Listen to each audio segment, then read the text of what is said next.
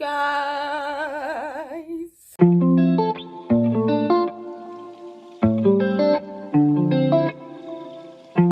How are y'all doing today? You're welcome. You are welcome.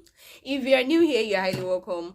If you're a returning subscriber, it means a lot. Like, it will always mean a lot to me that you're coming back again to watch another video from me. Thank you so much. I really do appreciate. And please hit the subscribe button if you haven't, and turn on the notification bell to get notified whenever I upload a new video. Trust me, this is a sweet channel that you don't want to miss any of its content.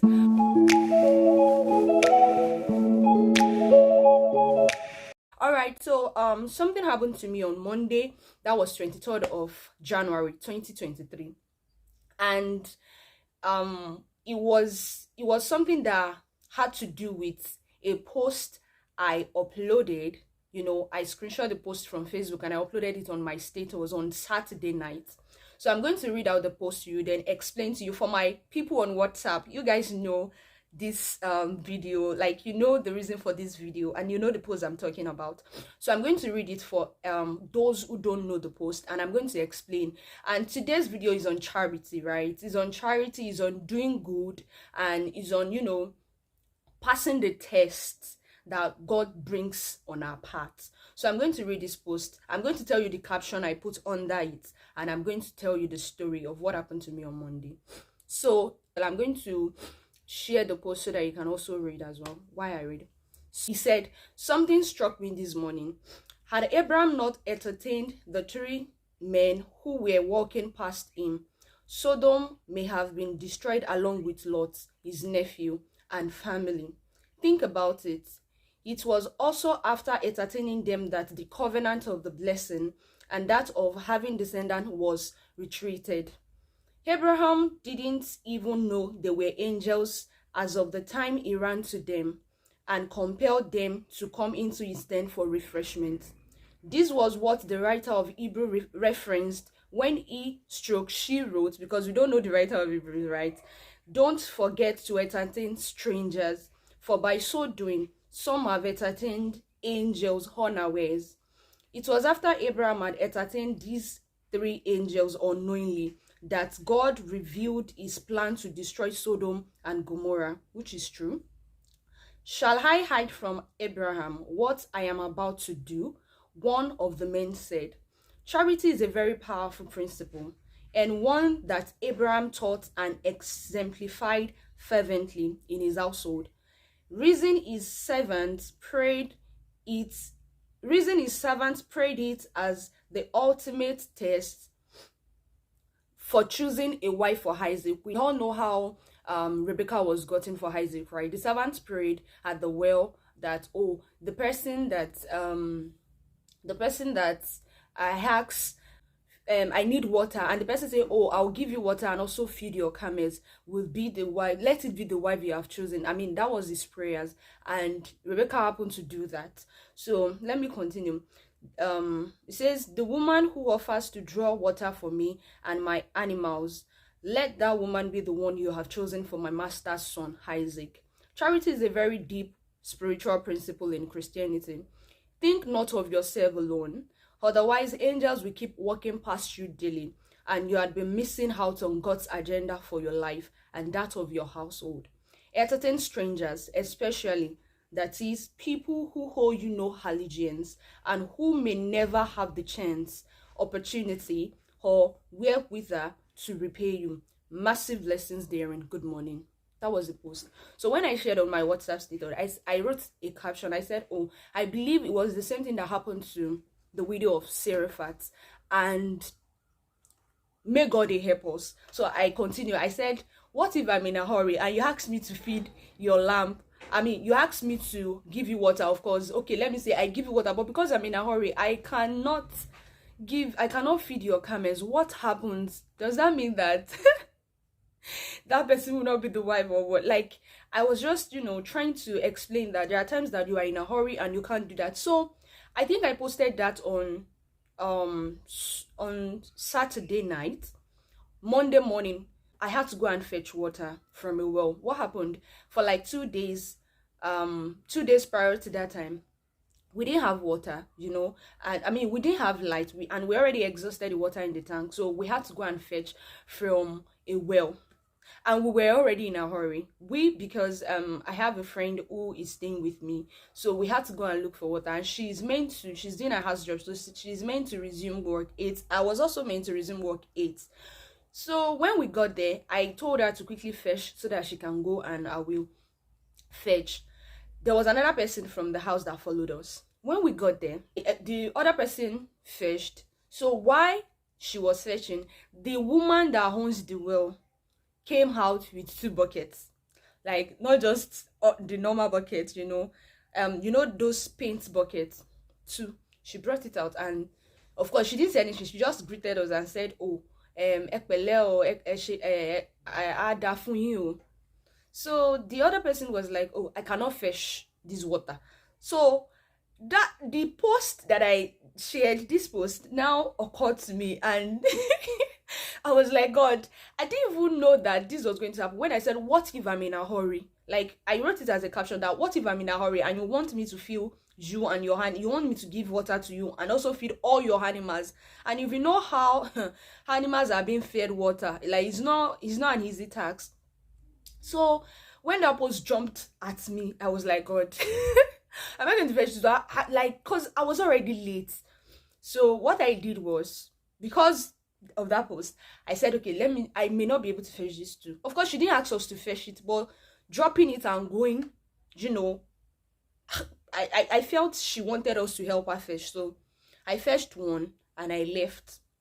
And myself and the other person, the neighbor, we left. So I think when I got home, I now told my friend, that's my housemate, and I told her, I said, see, did you read the post I shared on my status, blah blah blah blah blah? Oh, she said she's not sure that she can't really remember if she did. So I said, okay, that this was what happened when you left the well. She said, well, I said yes. I said, but I believe that in the case of Rebecca, God knew that she was going to do it. Okay, God knew she was capable of doing it.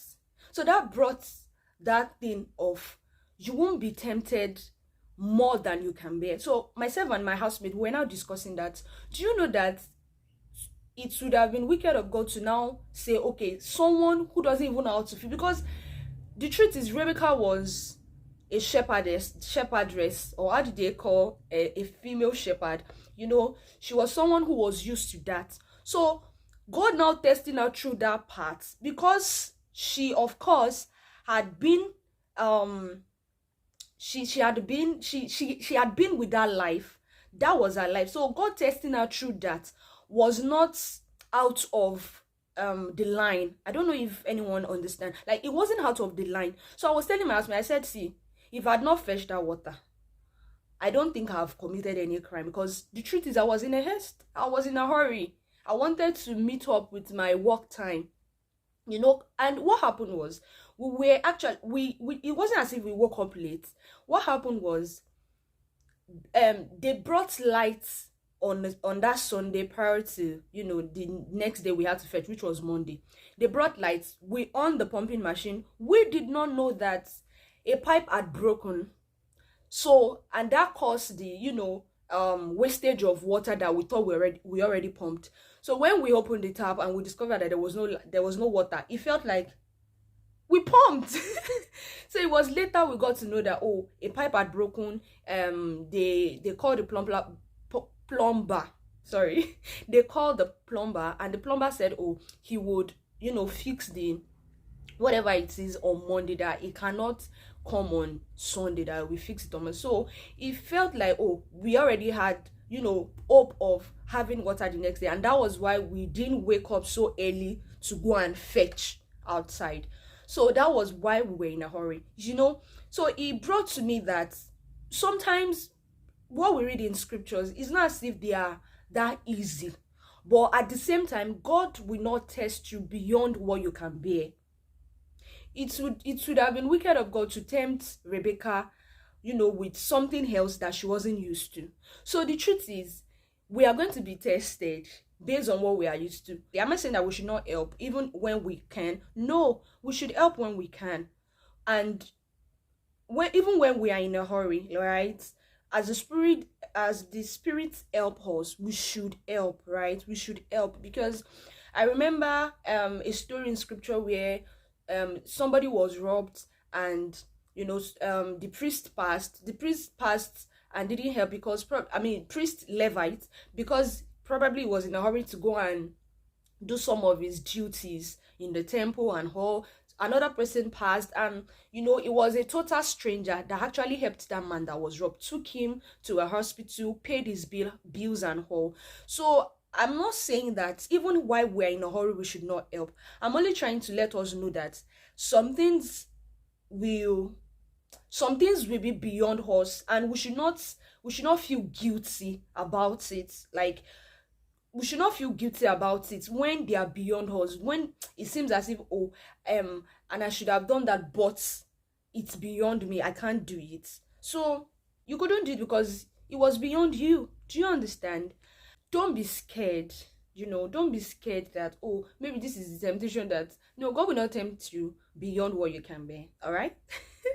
So something that happened, that afternoon, I think they brought light, but nobody was at home to pump. So we didn't have water when I got back from work, and I had to, make use of the ladies. So I had to go back to that well to fish. I was so sure that they would not have allowed me.